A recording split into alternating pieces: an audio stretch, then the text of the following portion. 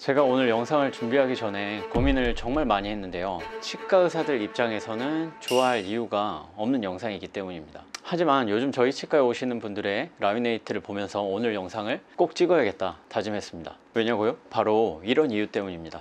첫 번째로는 라미네이트 주변 잇몸이 엉망이 된 경우가 많았어요. 이런 일은 왜 발생하느냐? 라미네이트 주변에 치태나 치석이 생기기 때문인데요. 라미네이트 경계부의 형태를 스무스하게 만들면 이런 치석이나 치태가 생기는 것을 막을 수가 있거든요. 그런데 이 경계부를 그렇게 만들지 않은 라미네이트들이 요즘 많이 보이는 것 같아요. 특히 요즘 틱톡이나 유튜브에서 라이브 방송 하시는 분들 중에 이런 라미네이트 하신 분들이 많은데 한번 거울을 들여다 보시고요. 라미네이트 주변 잇몸이 빨갛게 부어 있지는 않는지, 주변에서 입냄새가 나지는 않는지, 그리고 양치질하면 라미네이트 주변에서 피가 나지는 않는지 꼭 체크해 보셨으면 좋겠습니다. 두 번째로는 라미네이트를 하고 나서 치아가 시린 경우가 많았어요. 이런 일은 왜 발생할까요? 이건 바로 치아 삭제를 많이 하기 때문에 발생합니다. 치아를 많이 깎는다는 것은 치아의 제일 바깥층인 에나멜층을 모두 제거하고 신경과 가까운 덴틴층만 남기는 건데요. 아무래도 신경이랑 가깝다 보니까 뜨겁거나 차가운 열 반응에 약해서 시린 증상이 생기는 거예요. 이런 경우에는 자칫 치수염이 생길 수 있고요. 신경치료까지 해야 되는 경우가 생기기 때문에 되도록이면 치아 삭제량을 최소화하는 것이 좋습니다. 치아 삭제를 최소로 하려면 당연히 라미네이트에 대한 경험이 많아야겠죠. 하다못해 미용실을 가도 머리 많이 해본 선생님이 머리 잘 하시잖아요. 그거랑 마찬가지예요. 라미네이트도 많이 해본 원장님이 라미네이트를 문제 안 생기게 잘 하시겠죠. 라미네이트도 하나의 전문 과목이기 때문에 되도록이면 라미네이트 전문으로 하시는 곳을 찾아가시면 좋겠고요. 제가 많이 봤던 문제들 중에 또 하나는 라미네이트가 마모되는 점이었어요. 아주 얇은 라미네이트를 하셨다고 해서 봤는데 이게 거의 접착제만 남은 수준? 그 정도로 마모되어 있더라고요. 또 자일리톨 같은 라미네이트를 하고 오신 분도 계셨는데 겉을 보니까 칫솔 자국들이 보일 정도로 마모되어 있던 경우도 있었어요. 치과에서 하는 라미네이트 재질이 치과마다 다 차이가 있거든요. 제작 방식도 다 다르고요. 각자의 철학에 맞게 라미네이트를 제작하는 건데요.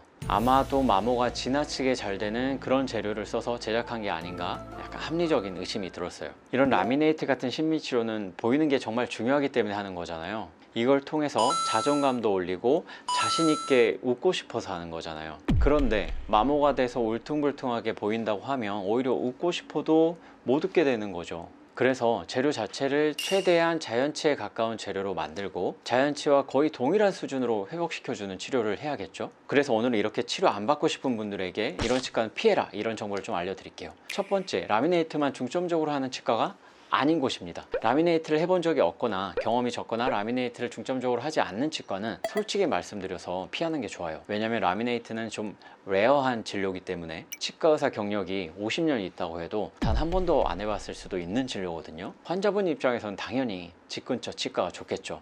하지만 이 라미네이트 치료만큼은 반드시 라미네이트만 중점적으로 하는 치과에서 받으시는 게 미래를 생각했을 때 좋습니다. 성형수술할 때도 아무데나 가서 해달라고 하진 않잖아요. 정말 열심히 여기저기 알아보고 눈 수술이면 눈, 코 수술이면 코 전문적으로 하는 곳에 가서 하시잖아요. 라미네이트를 중점적으로 하는 곳은 치아 삭제량도 당연히 더 적고 라미네이트 모양도 훨씬 마음에 들 수밖에 없거든요. 왜냐면 정말 많은 케이스를 다뤄봤기 때문에 어떤 모양이 어떤 얼굴과 입술 그리고 스마일 라인에 어울리는지 데이터를 갖고 있는 거죠. 만약에 제 가족이 라미네이트 치료를 받는다? 당연히 강남으로 알아봤을 거고 저희 치과에서 받았을 거예요. 일단 저희 치과는 모든 의료진들의 경험이 많으니까요. 두 번째, 불친절하고 소통이 안 되는 치과입니다. 라미네이트 같은 심리치료는 내 마음에 들어야 되거든요. 내 의견이 반영이 되어야 하고 마음에 안 들면 마음에 들 때까지 다시 만들어줄 수 있는 것이어야 돼요. 그런데 의사가 너무 강압적이거나 상담해 주시는 분이 뭔가 불통이야. 그러면 내 의견을 말할 수가 없잖아요.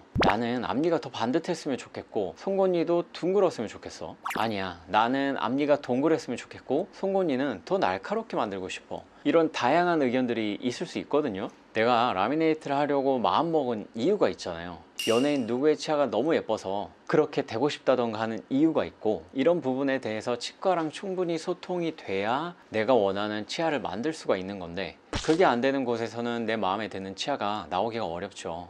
그러니까 반드시, 정말 반드시 소통이 잘 되고 친절한 치과에서 치료 받으셔야 됩니다. 마지막으로는 자체 기공실이 없는 치과입니다. 라미네이트는 되도록이면 당일, 즉 원데이에 끝낼 수 있는 곳이면 좋겠죠. 그리고 라미네이트 자체에 작은 문제들이 있을 때는 즉석에서 수리할 수 있으면 더 좋고요. 그러려면 사실 가장 필요한 것이 바로 기공실과 기공사입니다.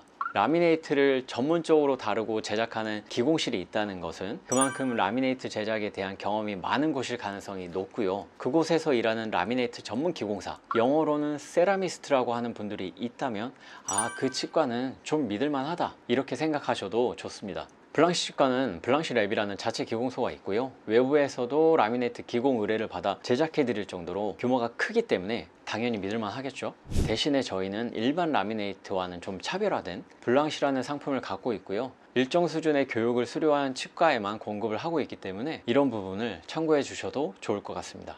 오늘은 이렇게 라미네이트 하지 말아야 할 치과에 대해서 알려드렸는데요. 혹시 내가 가려는 이 치과가 괜찮은 치과인지 궁금하신 분들은 아래 댓글로 문의 주셔도 좋습니다.